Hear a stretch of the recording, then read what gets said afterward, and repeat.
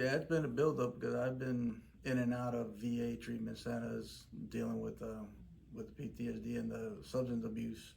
I use that as a way to cope, using the drugs and stuff, the alcohol. And I'm a cutter.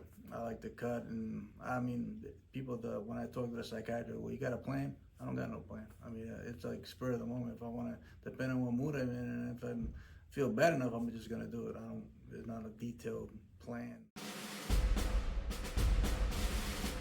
Yeah, my name's Franco. I'm here at Camp Hope. Got here the 30th of November last year, and I've been here about going on 8 months now. And I was in the Navy, Persian Gulf War, 90 to 94. Saw some stuff over there. I got out, had kids, was in the airline industry for a while. Then my PTSD kicked in. I didn't know what it was at the time. I didn't know how to deal with that, but everything that was close to me, I managed to destroy.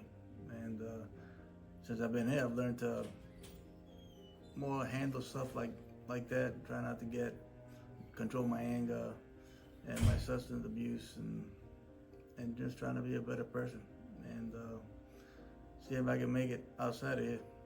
But I mean, you can't fix 30 plus years of doing bad stuff in a couple of 8 months. It takes time.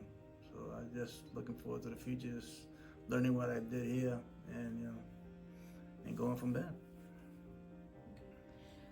Is there any specific instance or instances that you can tell us about that you think like triggered your PTSD? Well, loud noises for sure. That's one thing that really triggers it, and like smells, and fire. I can't. Even with counseling, I can't look at fire, and it freezes me. I become immobile, and that's something I gotta learn to deal with. But little by little, I'm getting over that, and like going from there. It'll be better as I do more counseling and learn to deal with it. Get more tools to learn to deal with the stuff. Okay. Can you tell us a little bit about your time here at Camp Hope? Well, the time I can't hope. I mean, before I didn't, I kept to myself. I I've always been like that. I don't mind being like alone. Let's say, I just talk when I got something to say. Well, other than that, I like to listen a lot. I like to observe. Like when I walk into a room, I observe everything. I mean, I don't know if that's PTSD or what, but I gotta make sure everything's.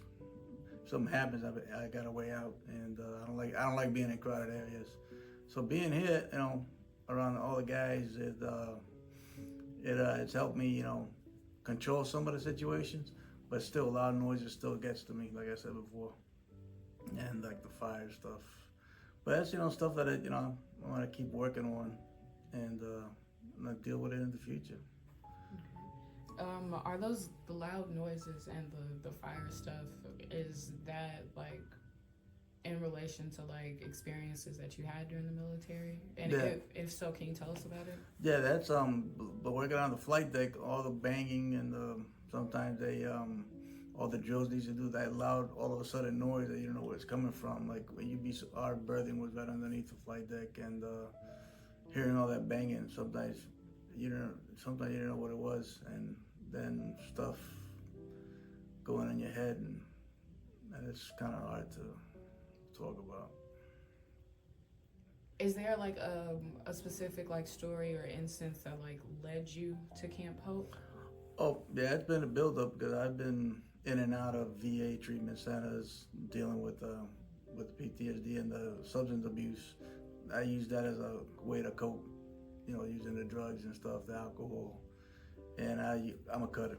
I like to cut, and I mean, when I talk to the psychiatrist, well, you got a plan? I don't got no plan. I mean, it's like spur of the moment. If I want to, depending on what mood I'm in, and if I feel bad enough, I'm just gonna do it. There's not a detailed plan. I don't think you could plan for stuff like that. I'm gonna wake up, I'm planning to kill myself, but I don't like that way.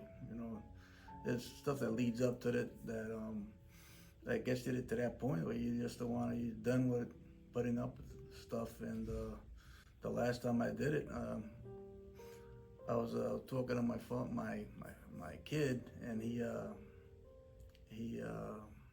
I guess he, from the past experience, he knew what was good, something was up, so he called the cops, went over there, and they got me to the hospital before I did some more damage to my arms and stuff. And then the police officer, he introduced me to the guys at Camp Hope, and that's what led me here on the last time. And before that, it's pretty much the same. It's been the same thing.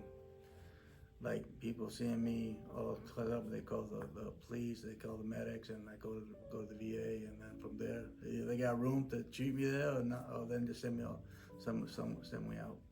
Well, the VA, I mean, I take into consideration they got to deal with a lot of people, and I think it's understaffed. But I mean, I don't know if they could do. They're doing all they can now, but I mean, it's gotten better than what it was before. I used to hear the stories of the VA before.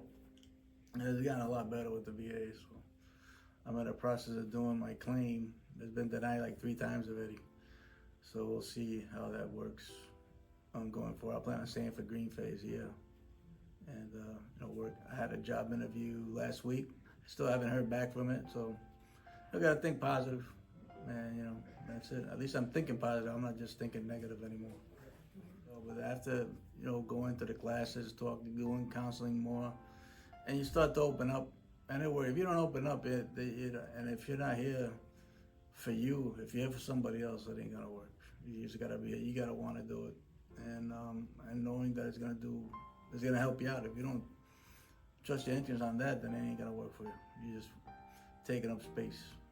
You gotta want to be here, not because somebody sent you here or you're doing it for somebody else. You gotta do it for you.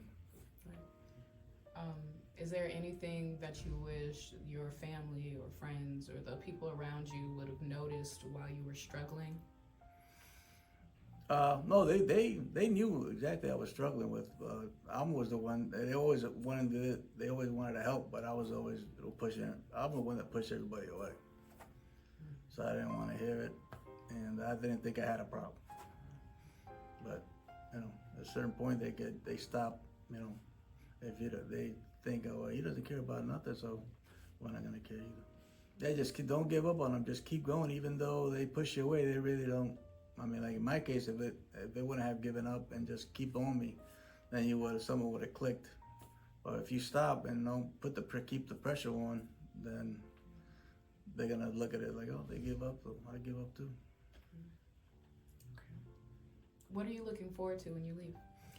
Looking forward to, I want to work on the claim, and I'm also looking, like I said, I had an interview last week, 2 of them, and still waiting for them to get back to me, but I'm not going to wait forever, so I'm just keep on looking for other jobs in the area, and also probably closer to Dallas, and see, aviation's big, so I'm sure there's going to be something in Texas I could do while I wait.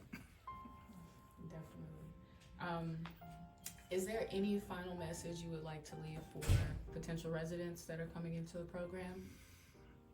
If you need help, this is the place to get it, but you gotta be able to put in the work. I mean, you gotta help yourself. You just can't expect everything to be given to you. You gotta want to help yourself, and that's the only way you'll grow.